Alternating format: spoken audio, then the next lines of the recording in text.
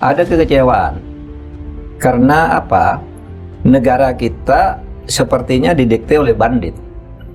Bandit yang menentukan arah negara ini. Caranya gimana? Kalau ada kasus hukum gitu menyangkut bandit besar, itu biasanya satu tidak berani ngungkap. Lalu sesudah diungkap berbelok sehingga tidak sampai tuntas. Kalau sudah berbelok biasanya disertai dengan pencarian kambing hitam. Sehingga mencari orang untuk menjadi tumbal di situ, meskipun tidak melakukan atau dia hanya sebagai orang bawah, tapi dia yang dijadikan orang paling atas sebagai pelaku, gitu kan hampir sama semuanya. Itu karena dugaan masyarakat ini mafianya yang di belakang yang menentukan jalannya hukum. Pakar hukum Mahfud MD menilai oligarki atau mafia saat ini sedang mendikte negara karena mereka memiliki kekuatan ekonomi, politik, ataupun media yang besar. Dalam situasi seperti ini, kepentingan oligarki seringkali didahulukan dibandingkan dengan kepentingan rakyat. Bahkan banyak kasus yang menyangkut oligarki, hari ini kasusnya tidak selesai.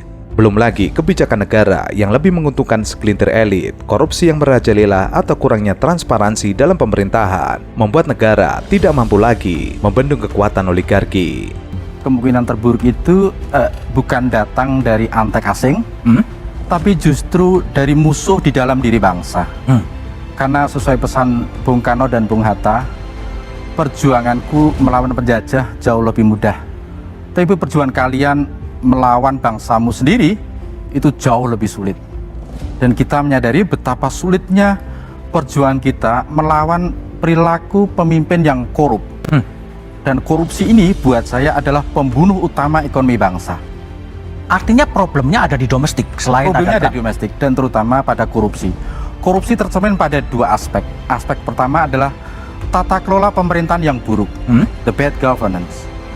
Tata kelola pemerintahan yang buruk itu tercermin pada normalisasi konflik kepentingan antara kekuasaan dan bisnis, di mana penguasa bertindak sebagai regulator dan sekaligus sebagai pemain bisnis itu sendiri. konflik of interest. Ya.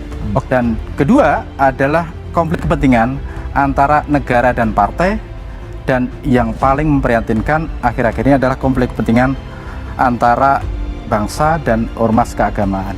Oligarki terbentuk melalui kontrol atas sumber daya alam, perusahaan besar, atau hubungan dekat dengan pejabat pemerintah. Beberapa oligarki memiliki pengaruh besar karena kekayaan mereka dari industri minyak hingga tambang. Bahkan besarnya kekuatan oligarki dapat memengaruhi keputusan politik. Mahfud menilai untuk melawan dominasi oligarki ada beberapa cara yang perlu dilakukan.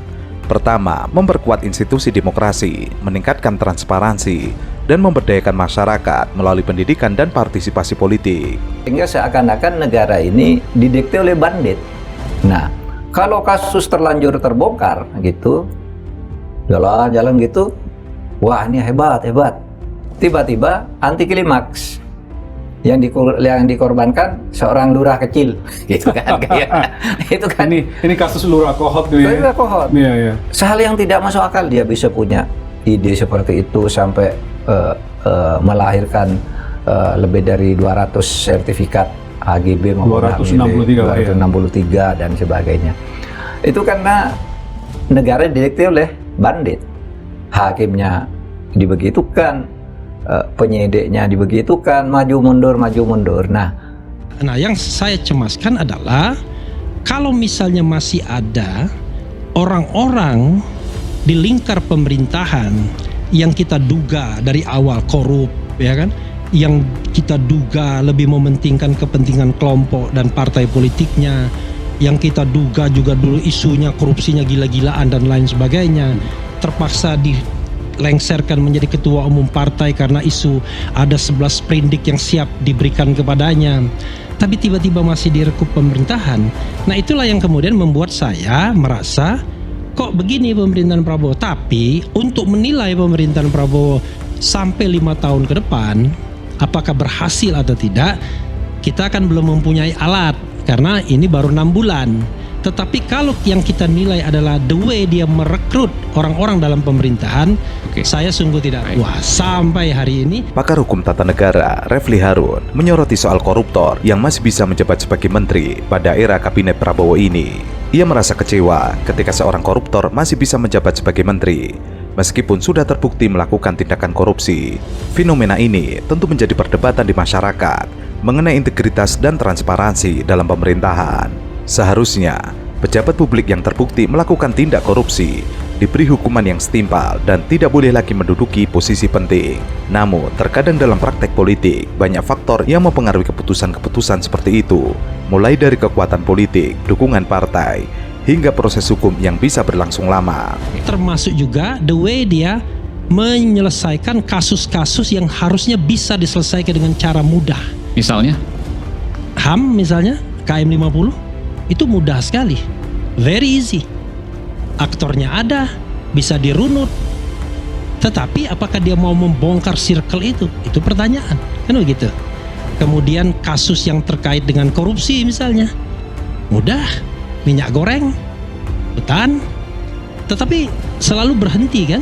Tapi yang lebih gawat lagi Zarup Rikar yang ada mafia itu 1 triliun. kemudian timah ya kan, macam-macam. Tapi selalu berhenti kan kasus itu, tiba-tiba ada kasus lain dan lain sebagainya. Padahal ketika mulai disebut Pagar laut misalnya. ya pagar laut, ketika mulai disebut anak-anak pembesar ini terlibat, hilang kasus Oke, itu. baik. Meskipun demikian, banyak masyarakat yang berharap agar ada penegakan hukum yang tegas dan akuntabilitas dalam pemerintahan. Tentu saja, kebijakan Prabowo yang mendudukan orang yang bermasalah dalam tindak korupsi merupakan kelemahan dalam sistem politik itu sendiri. Pasalnya, partai politik dan koalisi yang membentuk pemerintahan memilih pejabat berdasarkan loyalitas politik atau untuk mempertahankan kekuasaan bukan berdasarkan kualitas atau integritas individu. Koruptor yang memiliki dukungan politik yang kuat seringkali mendapatkan perlindungan atau imunitas dari proses hukum. Campur aduk ya. Campur aduk. Karena itu normalisasi konflik kepentingan ini terjadi di semua lini dan itu tidak kita sadari sebagai satu masalah terbesar bangsa ini. Oke. Karena itu harus diperbaiki dengan mengembalikan lagi fungsi negara kita sebagai ruang pengabdian untuk melayani kepentingan bersama. Yang terjadi justru negara seringkali dipakai sebagai instrumen untuk kejahatan.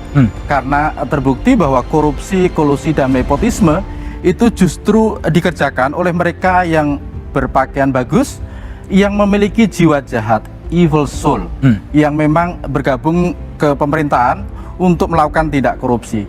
Dan yang lebih memprihatinkan adalah pekerjaan jahat ini justru dikerjakan oleh orang-orang baik yang bekerja keras, tapi pada sistem yang sudah begitu rusak. Oke. Sehingga orang baik pun berubah menjadi jahat, ikut akhirnya memporak-porandakan Karena kondisi sistemnya yang negara. rusak.